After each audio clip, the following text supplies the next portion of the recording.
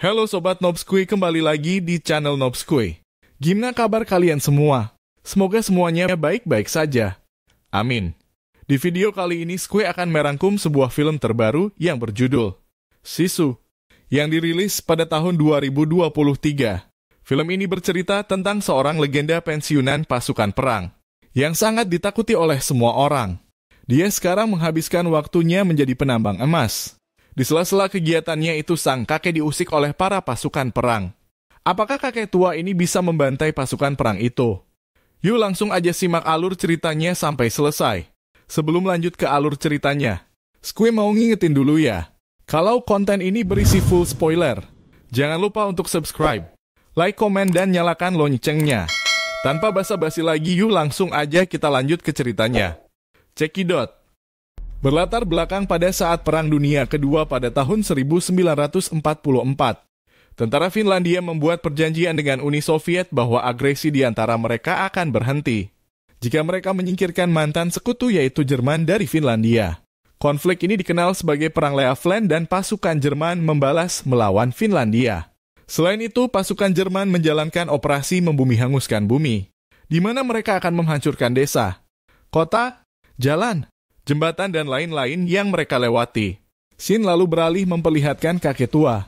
Dia adalah pensiunan komando bernama Atami Chorpi, yang tinggal sendirian dan menghabiskan waktunya untuk menambang emas ditemani oleh kuda dan anjingnya yang setia menemani dia. Kakek tua itu menikmati hidup di hutan belantara Lapland yang terpencil. Sesekali Atami melihat pertempuran terjadi dari kejauhan. Namun ia tidak lagi terlalu tertarik. Setelah berminggu-minggu menggali emas, Atami akhirnya menemukan bongkahan emas dalam jumlah yang sangat besar. Ia pun berencana menjual semua emas itu untuk bertahan hidup. Alhasil berangkatlah Atami dengan menaiki kudanya menuju kota terdekat. Di tengah perjalanan Atami bertemu dengan pasukan batalion Jerman yang dipimpin oleh Bruno Heldo Org. Pasukan inilah yang menghancurkan pemukiman desa di sekitar tempat itu. Dan mereka juga telah menawan beberapa wanita asal Finlandia. Bawahan Bruno yang bernama Wolf sempat akan membunuh Atami. Namun Bruno tidak terlalu tertarik dan membiarkannya lewat. Lagi pula di belakang masih ada beberapa anak buah Bruno yang akan siap menghabisi nyawa Atami. Dan benar saja Atami akhirnya bertemu dengan kelompok tentara kedua, yang baru selesai menggantung para musuhnya. Di sana mereka pun mencegat Atami dan menemukan sekantong penuh emas yang Atami bawa. Take a look at this. Tentu saja mereka tak akan membiarkan Atami lepas begitu saja. Sehingga mereka pun siap membunuh Atami serta anjingnya dan mengambil semua emas tersebut. Atami mulai geram dengan keangkuhan pasukan itu sehingga ia pun akhirnya melawan. Satu persatu pasukan Jerman dibantai habis oleh Atami dengan sangat sadis. Mendengar suara tembakan yang beruntun, Bruno pun segera menghentikan pasukannya dan putar balik untuk menyelidiki apa yang sebenarnya terjadi di tempat itu. Dia pun menemukan salah satu bongkahan emas milik Atami, yang diambil oleh salah satu pasukannya yang sudah sekarat. Karena hal itu, Bruno dan pasukannya pun memutuskan untuk mengejar Atami. Dalam pengejaran itu, Atami terus dihujani tembakan oleh pasukan Bruno. Namun tak ada satupun peluru yang berhasil mengenai tubuhnya. Setelah berhasil kabur, Atami tidak sadar telah memasuki ladang ranjau, yang kemudian meledak dan membuat kudanya mati. Dengan perasaan sedih, Atami langsung mengumpulkan emasnya yang sudah berserakan. Lalu Bruno dan pasukannya sampai di pinggir ladang ranjau dan melihat Atami dari kejauhan sampai akhirnya ketika akan ditembak. Atami dengan sengaja melemparkan batu ke arah ranjau yang lain agar ia bisa melarikan diri. Bruno pun memerintahkan pasukannya untuk menembaki Atami. Namun untung saja Atami berhasil melindungi tubuhnya dari peluru dengan menggunakan sebuah tameng besi. Lalu beberapa prajurit pun mengejar Atami, namun naas mereka semua akhirnya tewas di ladang ranjau. Setelah Atami berhasil kabur, Bruno menemukan name tag milik Atami, lalu dua wanita tawanan itu. Kemudian diperintahkan berjalan di depan untuk memastikan jalan yang mereka lewati telah aman dari ranjau. Di tengah perjalanan, Wolf memastikan identitas Atami pada sang jenderal. Jenderal pun memerintahkan pasukan Bruno untuk mundur karena Atami adalah mantan komando Finlandia yang sangat berbahaya. Dia diketahui kehilangan keluarga dan rumahnya karena berperang melawan tentara merah. Dan sejak saat itulah Atami yang pendendam menjadi regu kematian. nama legendaris yang dijuluki Choshchei atau Immortal. Julukan itu dia dapatkan setelah dia berhasil membunuh ratusan pasukan komunis seorang diri. Mendengar semua itu, Bruno pun mengabaikan peringatan sang jenderal dan memutuskan untuk terus mengikuti Atami. Bruno pun berencana mengambil semua emas miliknya dan menggunakannya untuk kabur dari medan perang. Di sisi lain, Atami yang terluka dan kelelahan memutuskan untuk beristirahat sambil mengobati lukanya.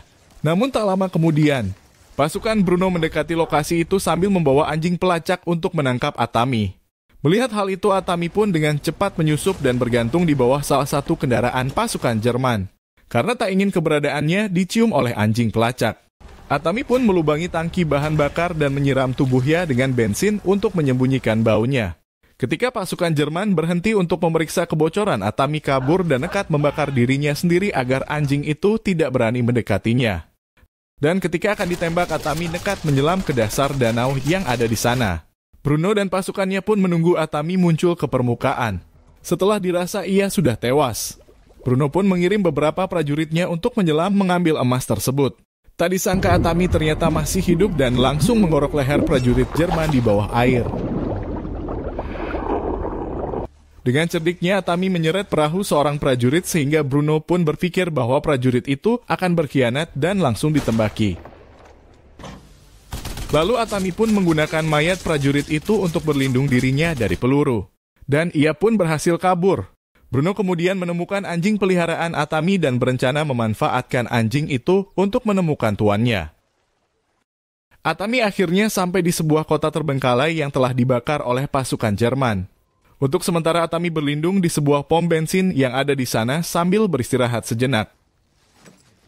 Tak lama kemudian anjing peliharaannya menemukan tuannya dengan tongkat dinamit yang menyala dan menempel di tubuhnya. Atami pun dengan cepat menyelamatkan anjingnya itu. Namun ia terlempar dan tak sadarkan diri akibat ledakan itu. Lalu Bruno Wolf dan seorang prajurit Jerman akhirnya menemukan Atami dan langsung menggantungnya di tanda pom bensin. Mereka pun mengambil emas milik Atami dan membiarkannya mati tergantung di tempat tersebut. Sesuai julukannya yaitu Immortal atau abadi, Atami rupanya belum mati.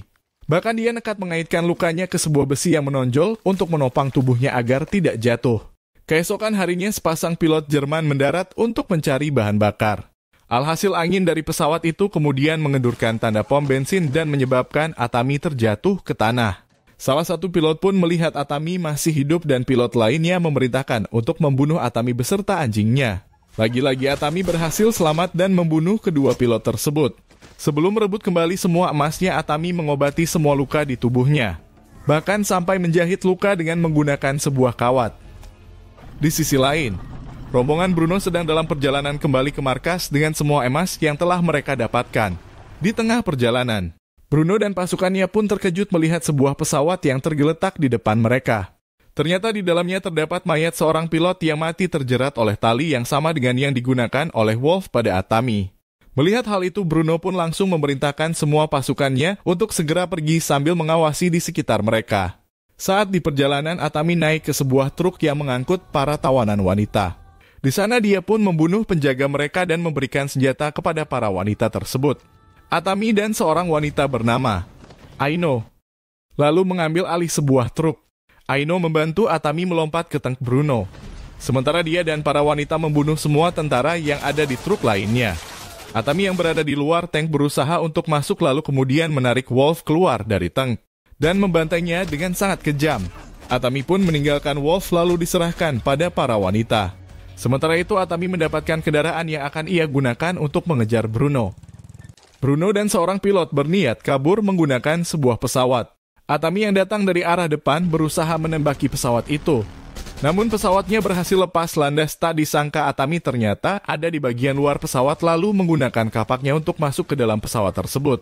Melihat hal itu, Bruno akhirnya mau tidak mau harus melawan Atami. Dalam pertarungan itu Atami sempat kalah telak karena tubuhnya sudah banyak terluka dan kelelahan. Sampai akhirnya ketika Bruno merasa telah menang, Atami dengan cepat mengaitkan kabel statis di tangan Bruno ke sebuah bom dan melepaskan bom tersebut. Lalu Atami pun terkejut melihat pilot yang menjalankan pesawat itu ternyata telah tewas akibat tembakan sebelumnya. Dia pun berusaha mencari parasut namun tak bisa menemukannya. Alhasil pesawat pun akhirnya terjatuh. Lagi dan lagi Atami membuktikan kebenaran julukannya. di mana dia memang tidak diizinkan mati oleh Tuhannya. Dia selalu beruntung dalam menghindari kematian, karena ternyata pesawat yang ia tumpangi terjatuh ke area rawa yang berlumpur. Akhirnya setelah perjalanan yang sangat panjang, Atami pun tiba di sebuah bank yang ada di Helsinki.